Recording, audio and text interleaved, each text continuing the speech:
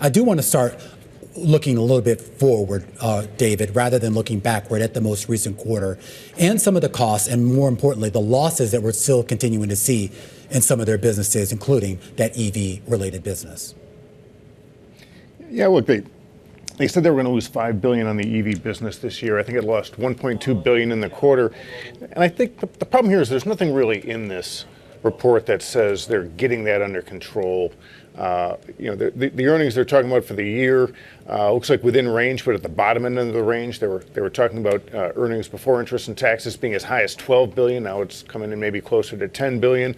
That tells you that these things like warranty costs, losses on electric vehicles, they just don't quite have a handle on that yet to the point where they can give stronger guidance going forward. So, I think that's what investors were really looking for. Whereas, with General Motors, you had a quarter where they were at the higher end of the range, and they also had cash flow forecast that was above the previous forecast. All of that says that they're going to keep buying shares back and that they're operating the business well. And Ford's still trying to get a handle on some of these issues that investors were really keying in on for this report. So let me ask you about the warranty costs, because they're an issue in the second quarter and they're still trying to get them under control, like you said. Are these tied to EVs or to the ICE vehicles business?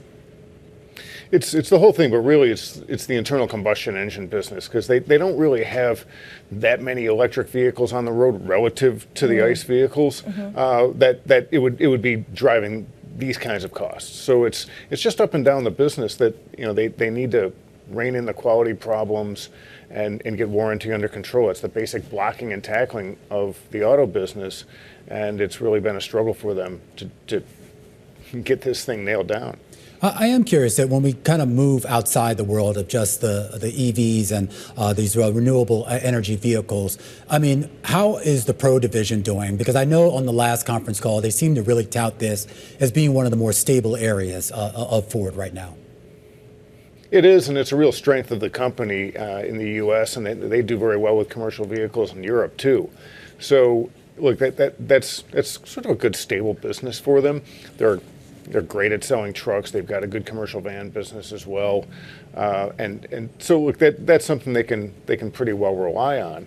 It's just it's the other core part of the business, the retail business, where they're having the quality issues. And EVs is they don't have a dedicated platform where they can really get scale. Like selling more of them just loses more money unless they can really get costs out and start to redo how they engineer those vehicles. So, David, when you talk about quality issues, and you've been covering autos for a long time, how long does it take for a car maker to fix that, to turn that around? I mean, it's not a one-quarter thing, and it looks like it's not a two-quarter thing either. That's right. It's so kind of deep into the vehicles themselves. It's usually, sometimes you have a big recall or some other crisis where it's one particular thing with a vehicle where you stop the sale. GM's had a few of these with the Chevy Bolt years ago, and they even had it with some of their current models with software, and they just stop selling them until they get a fix, and then they spread that fix throughout the lineup and they get it back on the road. And it's not like Ford has had one big monster recall like we've seen with other companies. This is just kind of problems here and there where it's warranty sort of across the board. And when that's the case, you're looking at different parts, you're looking at processes, and you're trying to just get a handle on why you keep having these warranty issues that cost the company money. And it's a gopher hunt.